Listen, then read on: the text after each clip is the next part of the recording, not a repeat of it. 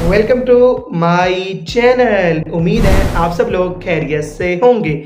आज हम लोग एक ऐसी किंग लिस्ट के बारे में बात करने वाले हैं जिसके अंदर कुछ ऐसे राजाओं के दौर के बारे में लिखा गया है जिनकी एज 30,000 से 40,000 साल की थी।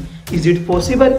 प्रॉपर तरीके से इस बात को डिस्कस करेंगे एवरी सिंगल चीज के साथ। ये लिस्ट कहां से आई, किसने इसको डिस्कवर किया, इसके अंदर जो लिस्ट लिखी गई है उसके प्रॉपर राजाओं के दौर के बारे में, वो कौन थे, कहां से आए, एवरी सिंगल चीज। तो लास्ट तक मेरे साथ बने रहिएगा। सब लोग चैनल को सब्सक्राइब करो, बेल आइकन पर क्लिक करो। लेकिन उससे पहले मैं आप लोगों को उन राजाओं के दौर का एक छोटा सा ग्लिम्स दिखाऊंगा और फिर हम इस वीडियो को स्टार्ट करेंगे। इस वीडियो को हम लोग 12 पार्ट्स में डिवाइड करेंगे, फिर प्रॉपर एवरी सिंगल पार्ट को एक्सप्लेन करूंगा मैं आप लोगों के साथ। तो सब लोग मेरे साथ बने रहो। चलते हैं दी वर्ल्ड ऑफ किंग्स की दुनिया में। सबसे पहले हम लोग बात करेंगे part 1, what is the Sumerian king list. Sumerian king list एक 4000 से 5000 साल पुरानी एक एंशियंट टैबलेट है जिसमें समर के तमाम राजाओं के नाम लिखे हुए हैं। सिर्फ और सिर्फ उनके नाम नहीं लिखे बल्कि उनके दौर कितना, यानी कि उन्होंने रूल किया कितने टाइम तक, वो टाइम भी लिखा गया है। लेकिन इस लिस्ट की सबसे शॉकिंग बात यह है कि इसके अंदर जिन राजाओं का नाम और दौर लिखा गया है उनमें कुछ राजा ऐसे हैं जिनका दौर 1000 ऑफ ईयर्स का है। ये कैसे हो सकता है? इंसान 100 साल जिंदा रहे, 200 साल मान सकता हूं, लेकिन 1000 of years, is it possible और नॉट? प्रॉपर तरीके से इस चीज को बारे में डिस्कस करेंगे सेकंड पार्ट में। तो आप लोग मुझे बताओ कि सुमेरियन किंग लिस्ट के बारे में आप लोग क्या जानते हो। अब हम लोग बात करते हैं part 2, discovery of the tablet के बारे में। ये टैबलेट आखिर डिस्कवर कहाँ से हुई?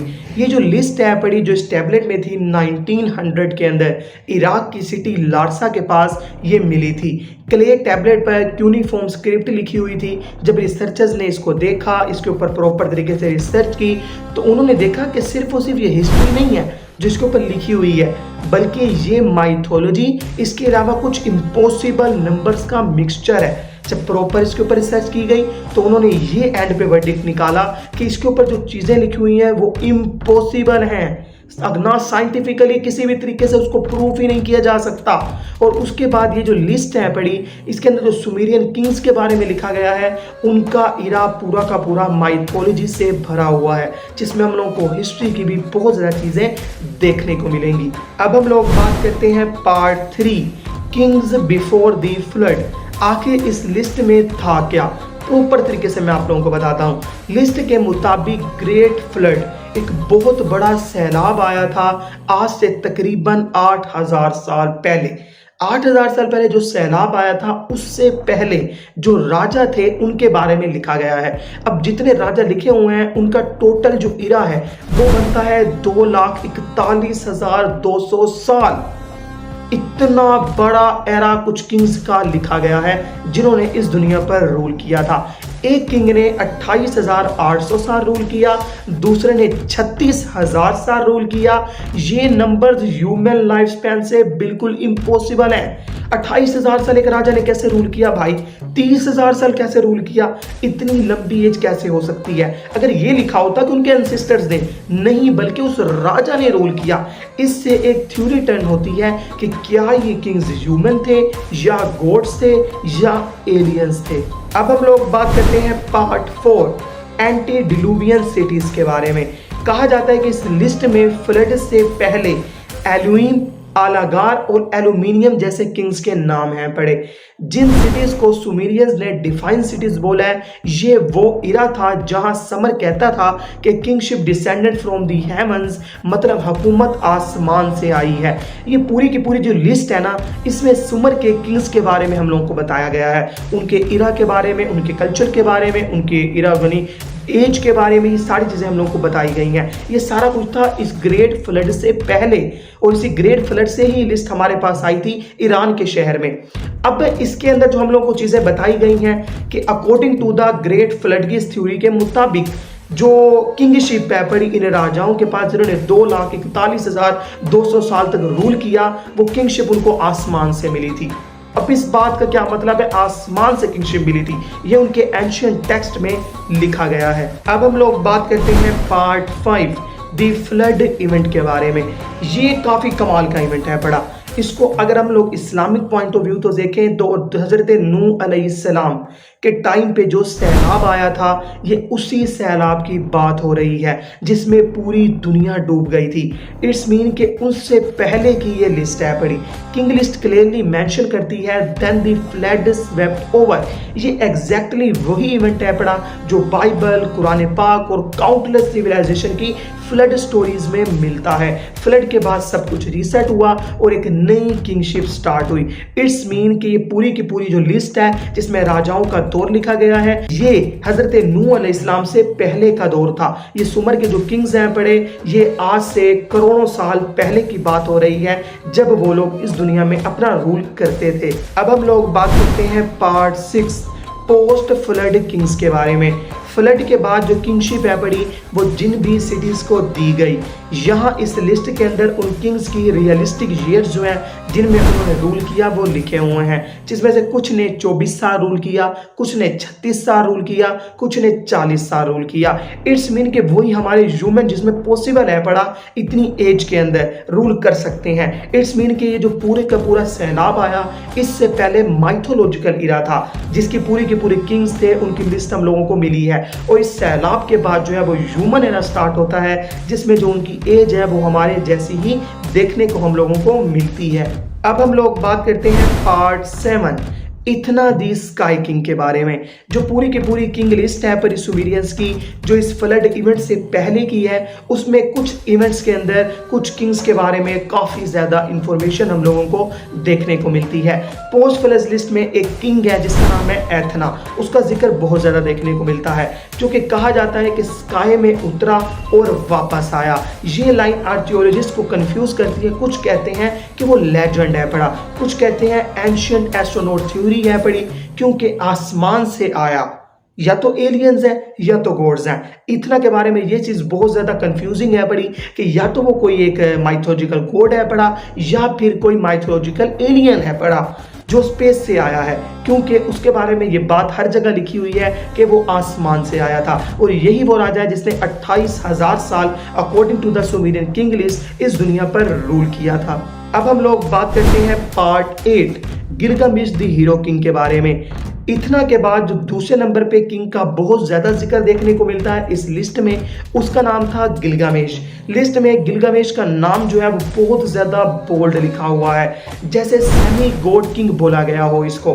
गिलगामेश एपिक और किंग लिस्ट दोनों में एक हाइब्रिड रियलिटी बनाता है जिसमें हिस्ट्री भी है और डिवाइन ब्लड लाइन भी है। इसके बारे में कहा जाता है कि एक ऐसा हाइब्रिड था जो आधा इंसान था लेकिन आधा जानवर था। जानवरों जैसे उसके अंदर फैक्टर्स थे, फीचर्स थे, पावर्स थी, लेकिन शक्ल जानवरों जैसी नहीं थी। दैट्स वाई उसकी बॉडी को एक हाइब्रिड बॉडी कहा जाता है और उसको एक डेमी गॉड भी माना जाता है।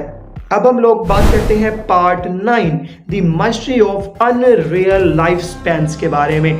स्पेशलिस्ट कहते हैं कि हो सकता है नंबर्स जो है वो सिंबॉलिक हों, क्योंकि 100 साल जो है वो एक साइकिल है, या फिर एंशिएंट सुमेरियंस ने एस्ट्रोनॉमिक ईयर्स यूज किए हों। लेकिन कुछ रिसर्चर्स क्लेम करते हैं कि may be pre flood beings की लाइफ स्पैन रियल में लॉन्गर थी, क्योंकि अगर आप लोगों को नहीं पता तो जिस टाइम की ये बात हो रही है जब हजरत नूह अलैहिस्सलाम के टाइम पे एक इतना बड़ा फ्लड आया था, उस टाइम पे इंसानों की एज बहुत ज़्यादा होती थी। और साइंटिस्ट ने भी इस बात का प्रूफ दिया है कि जब रियल में जब इस दुनिया पर इंसान आए रहने लगे तो उनकी एज हजारों सालों तक थी। तो ये पॉसिबल हो सकता है कि उस टाइम पे इंसान जो है वो 28,000 साल 40,000 साल जिंदा रहते हों।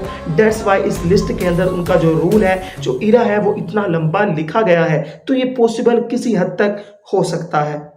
अब हम लोग बात करते हैं part 10 why was this list written. आखिर इस लिस्ट को लिखा क्यों गया? इंसानों के लिए हमें क्यों बताया गया कि इतने ज़्यादा इनकी एज थी, ये कल्चर था और ये सब कुछ? तो इसके बारे में कहा जाता है कि किंग लिस्ट का एक एम जो है वो पॉलिटिकल टूल भी था।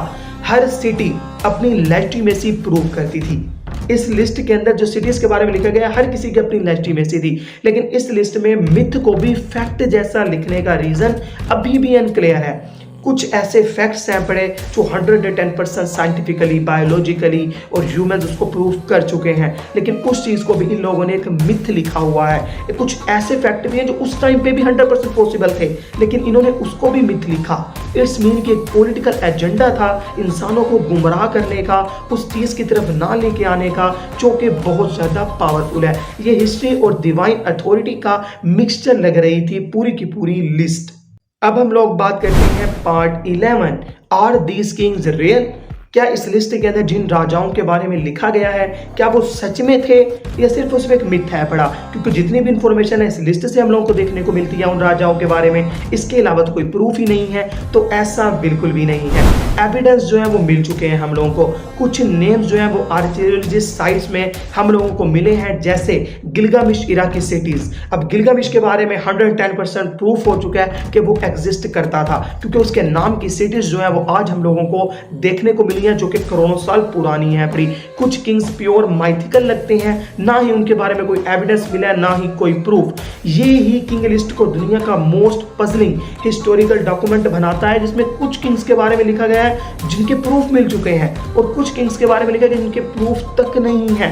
तो किस बात को माना जाए और किसको नहीं? तो जिसका प्रूफ मिल चुका है हम लोग उस चीज को मानते हैं, जिनका नहीं मिला उनको भी मानते हैं, क्योंकि लिस्ट जो है पड़ी वो सेम है। अब हम लोग बात करते हैं पार्ट 12, फाइनल मिस्ट्री के बारे में। सुमेरियन जो किंग लिस्ट है वो एक ही सवाल छोड़ती है कि क्या ये लोग असल में मौजूद थे इस दुनिया में? क्या फ्लड से पहले कोई एडवांस्ड रेस या गॉड लाइक बींग्स अर्थ पे रूल किया करते थे, या ये सब सिंबॉलिक स्टोरीज हैं? क्योंकि हम लोग को प्रूफ भी तो मिल चुके हैं, काफ़ी सारी सिटीज़ हैं जिनके ऊपर उन गॉड्स के नाम लिखे हुए हैं, जिनका लिस्ट में नाम है पड़ा। तो जो भी ये चीज़ है ये हिस्ट्री से हम लोगों को गुमराह करने की एक टेक्निक लगती है, क्योंकि काफ़ी सारी चीज़ें मौजूद हैं, मिल चुकी हैं, काफ़ी सारी चीज़ें अभी तक नहीं मिली।